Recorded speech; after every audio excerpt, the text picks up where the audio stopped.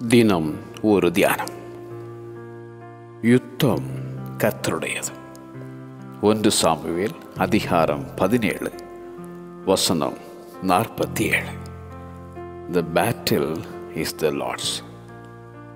கோலியாத்தை காணும்போது பயப்பட்டு ஓடிப்போகும் அந்த இஸ்ரவேலர், என்னை சிங்கத்தின் கைக்கும் கரடியின் கைக்கும் தப்புவித்த கர்த்தர் இந்த பெலிஸ்தனுடைய கைக்கும் தப்புவிப்பார் என்ற தாவீது.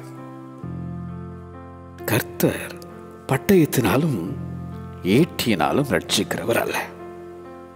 யுத்தம் கர்த்தருடையது. ஒரு தாவீது, ஒரு கவணி, ஒரே கல். கோலியாத்தை தோற்கடித்த அந்த தாவீது பட்டயமும் அல்ல, ஈட்டியும் அல்ல, கேடகமும் அல்ல. சேனைகளுடைய கர்த்தரின் நாமத்தில் உனக்கு ஜெயம்.